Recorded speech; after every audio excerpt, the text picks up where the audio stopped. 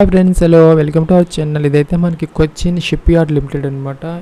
Government of India limited. ఇది PSU organisation అనమాట. మన ఎగ్జిక్యూటివ్ ట్రైనీస్ కోసం అయితే ఒక అడ్వర్టైజ్మెంట్ అయితే ఇష్యూ చేశారు. ఇంకా అప్లికేషన్ ఆన్లైన్ ప్రాసెస్ కూడా స్టార్ట్ అయితే అయిందనమాట. దీనికి సంబంధించి మనకి CSL కోచి అనమాట, ఇది కేరళ. దీని మీద అయితే క్లిక్ చేయాలి మనం. ఫ్రెండ్స్, ఇంకా దీనికి సంబంధించి లాస్ట్ డేట్ వచ్చేసరికి మనకి 20th జూలై 2023 అనమాట. ఇదైతే మనకి అఫీషియల్ అడ్వర్టైజ్మెంట్. 27th జూన్ 2023 ఏదైతే ఇష్యూ అయితే చేశారు. టోటల్గా 30 వేకెన్సీస్ అయితే ఉన్నాయి. దానికి సంబంధించి ఇక్కడ మనకి ఎగ్జిక్యూటివ్ ట్రైనీ అనమాట.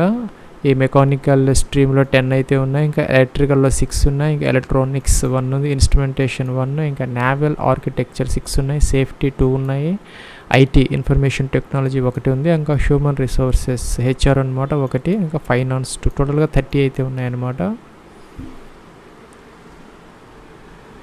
ఫ్రెండ్స్, ఇంకా ఎడ్యుకేషనల్ క్వాలిఫికేషన్కి సంబంధించి ఇక్కడ మనకి డిగ్రీ ఇన్ మెకానికల్ ఇంజనీరింగ్ ఆ యొక్క బ్రాంచెస్ ఏదైతే ఉన్నాయో ఎలక్ట్రికల్, ఎలక్ట్రానిక్స్, IT వీటిల్లో అయితే ఇంజనీరింగ్ BE BTech 65% మార్క్స్తో పాస్ అయితే కనుక దీనికి అప్లై అయితే చేసుకోవచ్చు. ఇంకా ఇన్ఫర్మేషన్ టెక్నాలజీకి సంబంధించి కూడా మనకి ఇంజనీరింగ్ BE BTech 65% అయితే ఉండాలి. లేదంటే ఇక్కడ MSc లేదంటే MCA 65%తో ఉన్నా కూడా అప్లై అయితే చేసుకోవచ్చు. ఇంకా HRకి సంబంధించి ఇక్కడ మనకి ఎనీ గ్రాడ్యుయేషన్ విత్ 65% మార్క్స్తో పాటు మనకి మాస్టర్స్ డిగ్రీ లేదంటే diploma or post graduate diploma ఈ IRలో కానీ HRలో కానీ వాటిలో చేసిన వాళ్ళు అయితే దీనికి అప్లై అయితే చేసుకోవచ్చు. అలాగే ఇక్కడ మనకి సోషల్ వర్క్, ఇంకా labour welfare and industrial relations వాటిలో చేసినా కూడాను దీనికైతే అప్లికబుల్ అయితే అవుతుంది. ఇంకా ఫైనాన్స్కి సంబంధించి CA ICW అయితే ఇచ్చారు. ఫైనల్ ఎగ్జామినేషన్ అయితే పాస్ అయితే అవ్వాలన్నమాట. ఫ్రెండ్స్, ఇంకా శాలరీ పర్టికులర్కి సంబంధించి ఇక్కడ 13 lakhs CTs అయితే ఇచ్చారనమాట. అంటే పర్ మంత్ 1,10,000 రూపీస్ అయితే వచ్చే అవకాశాలు అయితే ఉన్నాయి. ఇంకా కూడా అప్పర్ ఏజ్ వచ్చేసరికి 27 years అయితే ఇచ్చారనమాట. ఎవరైతే ఈ జనరల్ క్యాండిడేట్స్ ఉన్నారో వాళ్ళు 21st జూలై 1996 తర్వాత ఎవరైతే బార్న్ అయ్యారో వాళ్ళైతే దీనికి ఎలిజిబుల్ అయితే అవుతారు. అదే కనుక SC ST వాళ్ళైతే 1991, అలాగే OBC NCL వాళ్ళైతే కనుక ఈ 1993, ఎందుకంటే వాళ్ళకి 30 years అనమాట. SC ST వాళ్ళకైతే 32 years వరకు వాళ్ళకి అప్పర్ ఏజ్ రిలాక్సేషన్ అయితే ఉంది. ఇంకా మోడ్ ఆఫ్ సెలక్షన్ వచ్చేసరికి ఇక్కడ ఆబ్జెక్టివ్ టైప్ ఆన్లైన్ టెస్ట్ అయితే కండక్ట్ చేయడం జరుగుతుంది.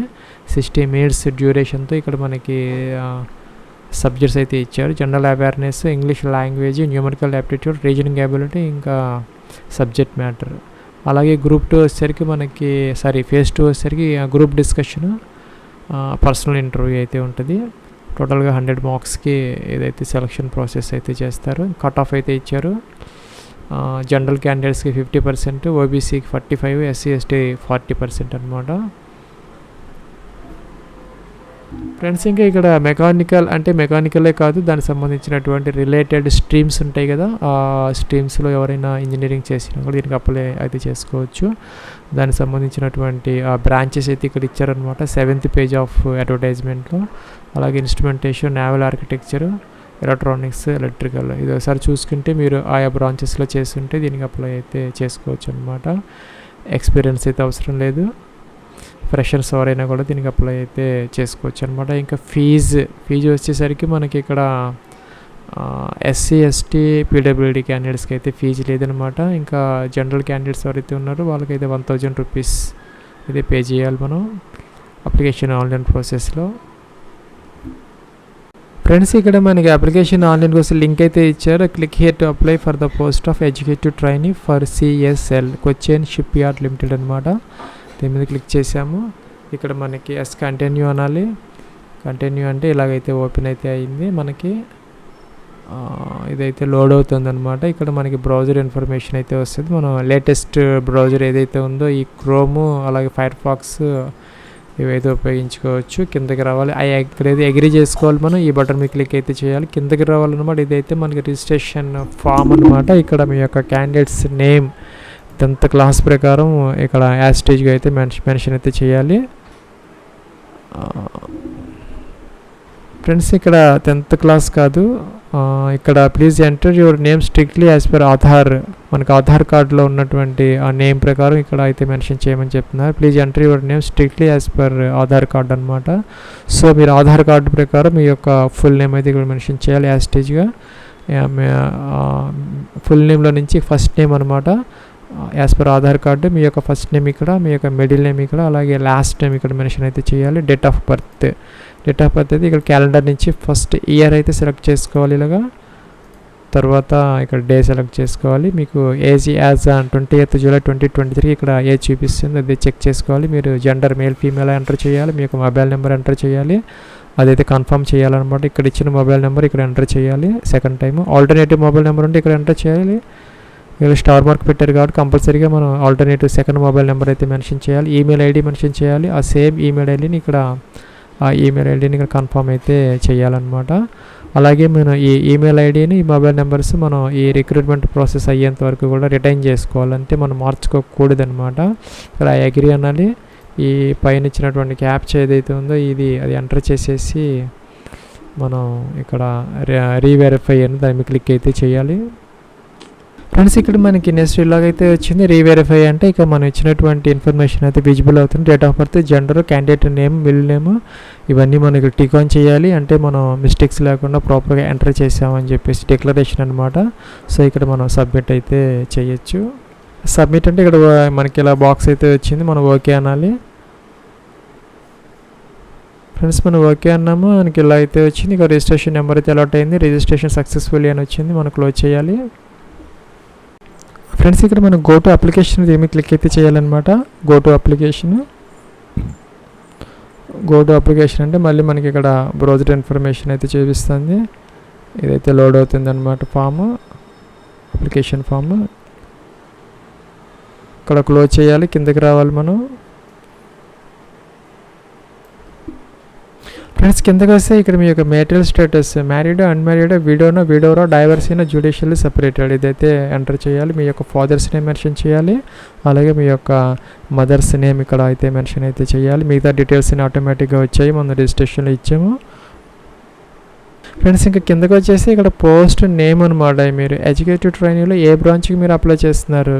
సపోజ్ ఇక్కడ ఇన్ఫర్మేషన్ టెక్నాలజీ అలాగుంది. మీరు ఏ బ్రాంచెస్లో మీరు చదువుకున్నారు, అదైతే మీరు ఏ పోస్ట్కి అప్లై చేస్తున్నారు అది సెలెక్ట్ చేసుకోవాలి.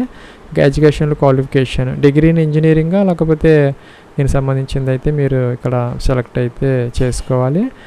నెక్స్ట్ ఒకటి ఇండియన్ సెలెక్ట్ చేసుకోవాలి. డొమిసైల్ అంటే మీరు ఏ స్టేట్లో మీరు పర్మనెంట్గా నివసిస్తున్నారు అదైతే సెలెక్ట్ అయితే చేసుకోవాలి. రిజర్వేషన్ కేటగిరీ అనమాట. యూఆర్, ఎస్సీనా, ఎస్టీనా ఇదైతే ఎంటర్ చేయాలి. ఇంకా కూడా కిందకి రావాలి. ఇక్కడ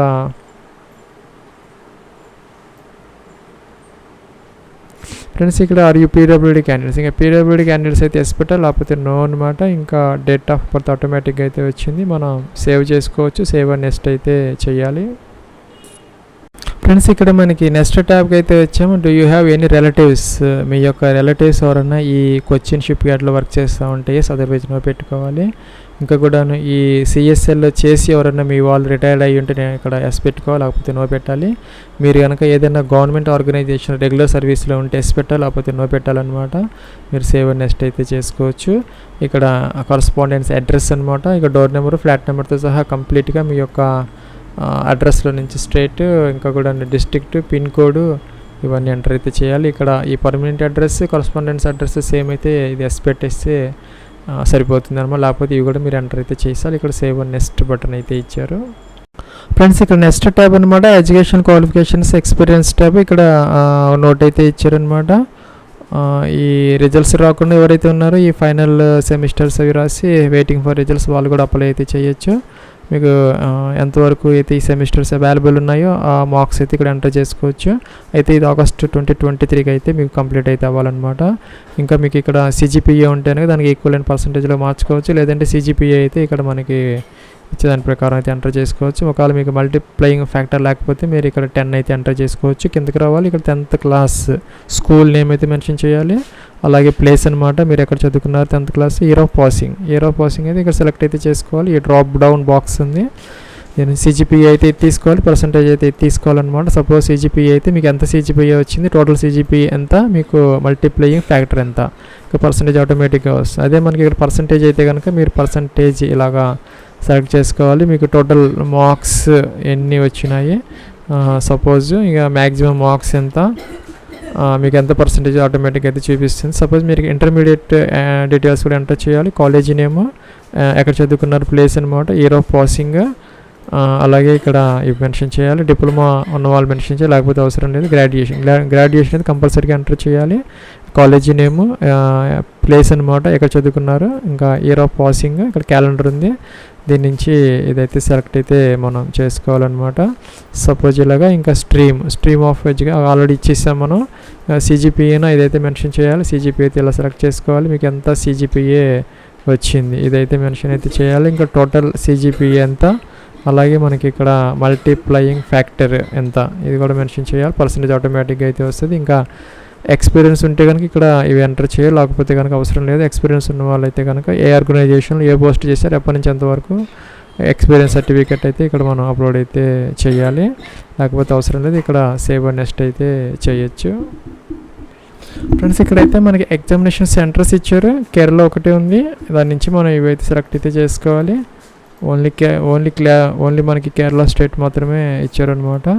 దాని నుంచి మనకి ఇక్కడ వేరియస్ సిటీస్ అయితే ఇచ్చారు. ఆ సిటీస్ అయితే మనం ఏది మనకి ఈజీగా ఉంటుంది సెలెక్ట్ చేసుకోవచ్చు. ఇక్కడ సేవ్ అండ్ నెక్స్ట్ అయితే చేయాలి. ఇక్కడ ఫొటోస్ అయితే అప్లోడ్ చేయాలన్నమాట. ఫోటో సిగ్నేచర్ దీని మీద పెడితే ఇలాగా మీకు ఒక నోట్ అయితే చూపిస్తుంది. టూల్ టిప్, ఇక్కడ candidate shall be required to upload 1 photograph, అలాగే ప్రీ సేవ్డ్ ఫోటోగ్రాఫ్, మనకి వైట్ బ్యాక్గ్రౌండ్ అయితే ఉండాలి, జేపీజీ ఫార్మేట్లో అయితే ఉండాలన్నమాట.